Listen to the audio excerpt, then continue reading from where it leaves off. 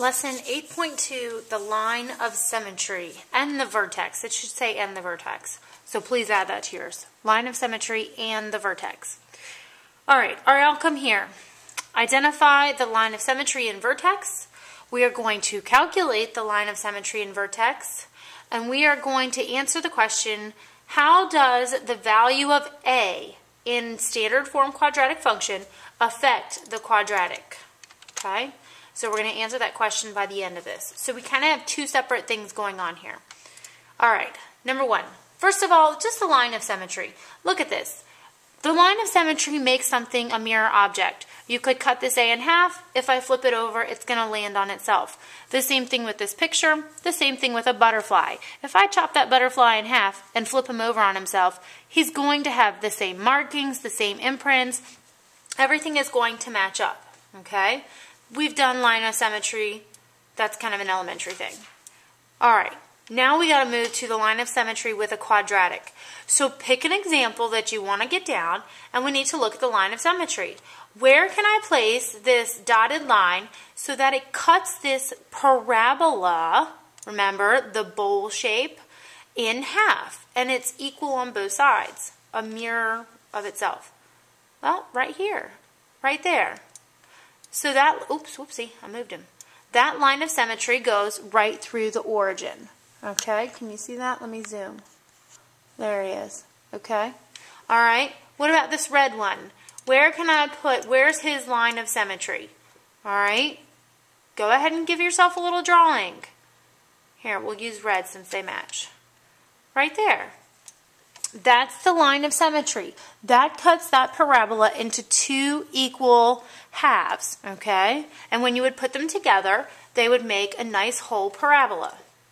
All right, last example, this one here.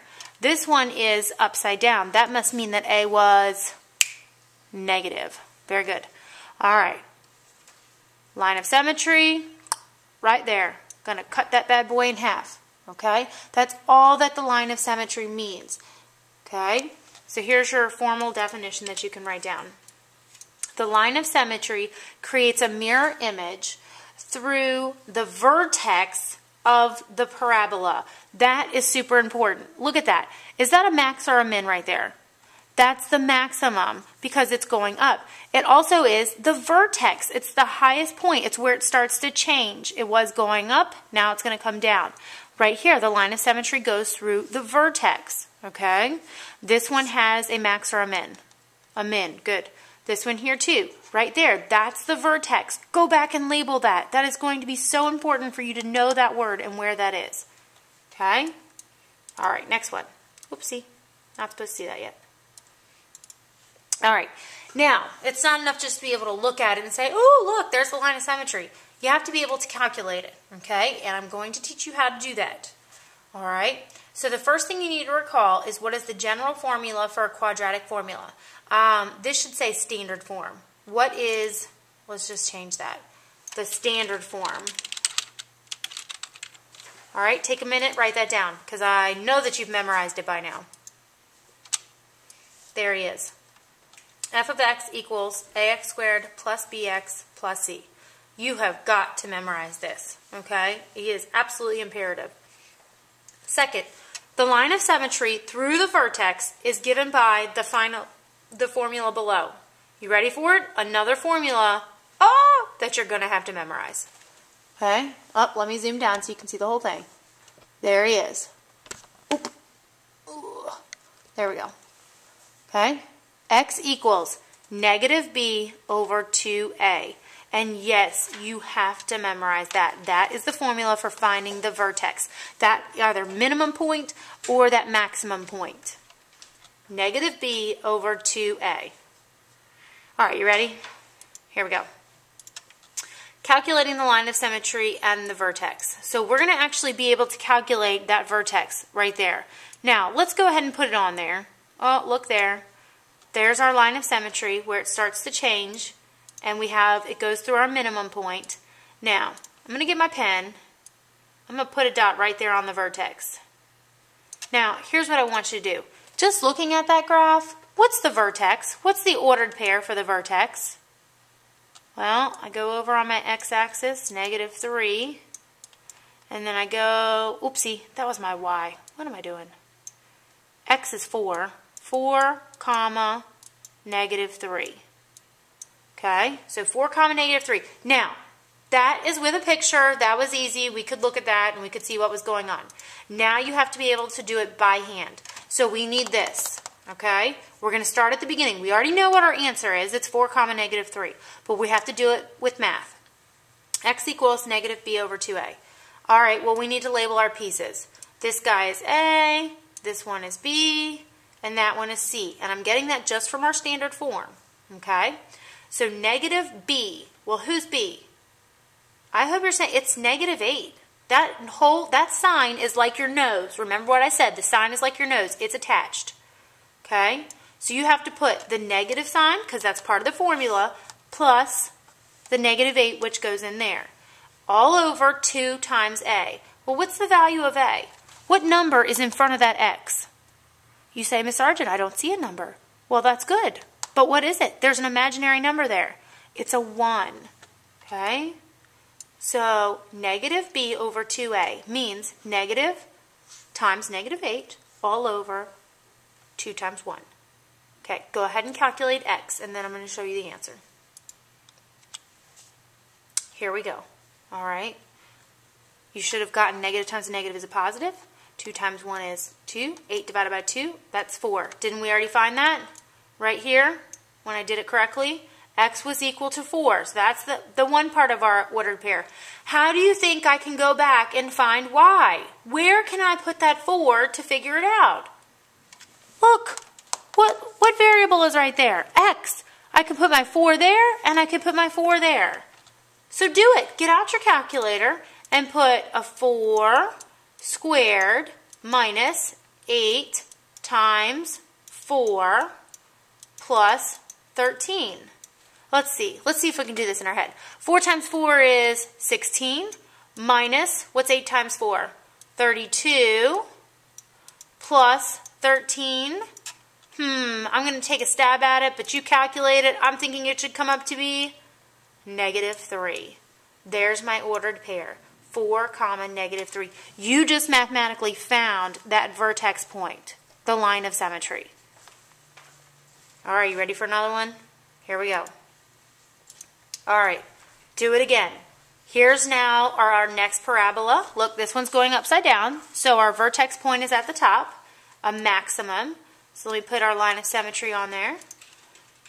Now, again, we're just starting, so let's start with the answer. What's that ordered pair right there? 1, comma, 2. Check me, you know I make mistakes. All right, 1, comma, 2. We know that's what, when we do all this fancy math, we should get the answer of x is 1, y is 2. Let's plug it in and see. Label everybody first, A, B, C. Always do that, okay? A, B, C. Know what your ABCs are. -b. Well, who's B? B is 2.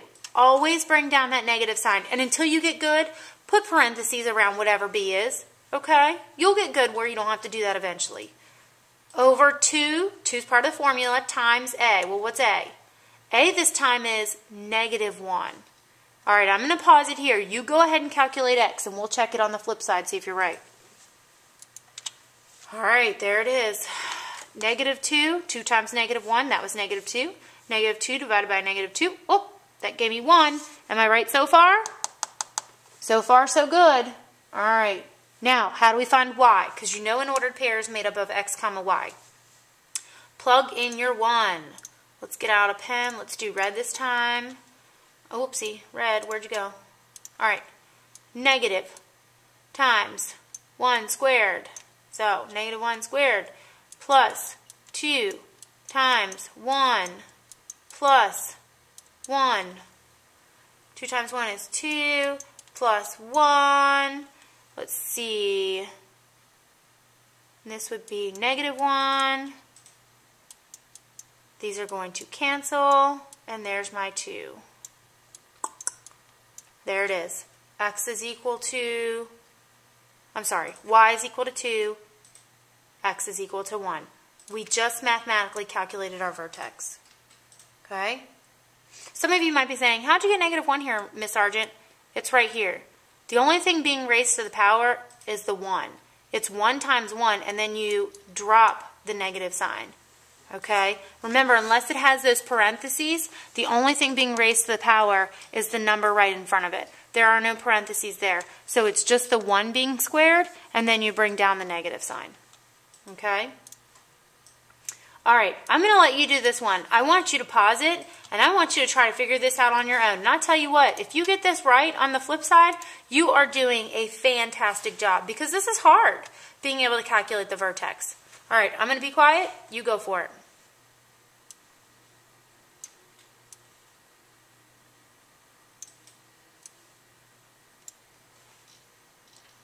All right, you've had your time. Here's your formula, negative b over 2a. Who's b? What goes in for b? I don't see anything. It's 0. b is 0 this time, so it's negative 0 over 2 times negative 1/2. All right, get it done. Check your answer. X was, can you see that? It's 0. X is equal to 0. How you going to find y? Where do you plug it in at? Plug it in for x. Okay, so if x is 0, what's 0 squared? That's 0. What's 0 times negative 1/2? What is that? That's 0. So where's this vertex going to be? I'm going to show you the answer. I'm going to pull behind here. Look, there it is. Look at the graph. Let's get that nice dot on there. That's right there. It's 0, 0. Now, does this have a maximum or a minimum? Maximum. 0, 0. That is the vertex. That is the line of symmetry. Very good. Very good. All right, let's see what's next. Oh, now we have to look at the effects of A. All right, this is kind of separate, so you might want to draw a line of your notes or maybe flip it to the back because it doesn't really have to do with the line of symmetry so much. All right, so A is the number in the front. And I just have a bunch of screenshots here, and I want to talk you through them. So A here is 1 because there's no number here, so it's 1. Look at that. It's positive, so the parabola is opening upwards. Look at what happens when you turn that same thing negative.